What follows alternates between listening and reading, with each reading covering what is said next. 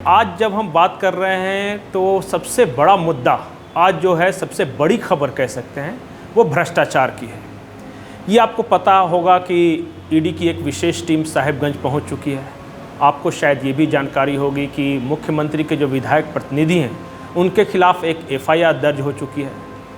लेकिन हमारा मसला ये नहीं है। जब हम भ्रष्टाचार के खिलाफ हमने तहकीकात शुरू की थी तो एक के बाद एक कई चौंकाने वाले हमें दस्तावेज़ भी मिले, कुछ जानकारियां भी मिली। साहिबगंज में एक व्यापारी हैं जो कि खनन से जुड़े हुए हैं। उनका नाम है सुब्रतो पॉल। जय अंबिका ट्रेडर्स, शायद इसी तरह कुछ उनकी कंपनी का नाम है। ये सुब्रतो पॉल कौन है, इसके बारे में थोड़ी सी तहकीकात कीजिए, जानकारियां जुटाने की कोशिश कीजिए तो बहुत सारी चीज़ें मिलेंगी। और जो दूसरा इम्पॉर्टेंट क्लू है वो है साहिबगंज में नौका हादसा। आपको शायद याद होगा कि 22 मार्च को एक नौका डूबी थी साहिबगंज में, जिसमें स्टोन चिप्स से लदे ट्रक थे। और उस हादसे में एक ड्राइवर जुबैर की मौत हो गई थी। अब जुबैर की मौत के बाद उनके पिता ने एक एफआईआर दर्ज कराई थी और उस एफआईआर में ये एक आरोप लगाया गया था कि ओवरलोडेड ट्रक थे और वजन ज़्यादा होने की वजह से नौका डूब गई।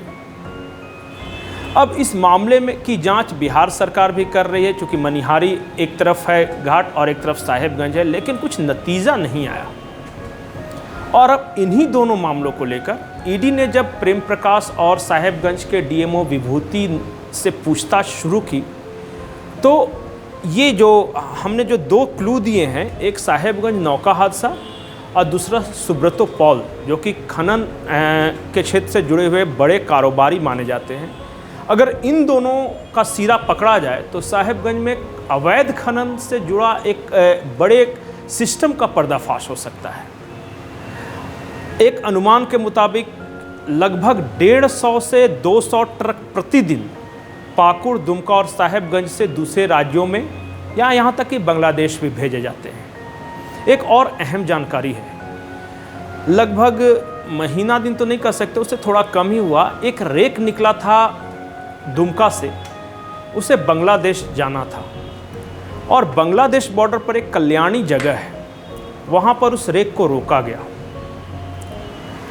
स्थानीय लोग बताते हैं या हमारे सूत्र हैं वो बताते हैं उस रेक को छुड़वाने के लिए 1.5 करोड़ रुपए तक का ऑफर दिया गया, रिश्वत का। आखिर ऐसा क्यों? इन सब आखिर उस रेक में ऐसा क्या था कि 1.5 करोड़ तक का कोई रिश्वत दे सके? तो जो मनिहारी साहिबगंज नाव हादसा, ये सुब्रतो पॉल और जो कल्याणी जो जगह है वहाँ पे जो रेक पकड़ाया था, इन 3 सिरों को अगर ईडी पकड़ ले तो बहुत बड़ा खुलासा हो सकता है। नमस्कार।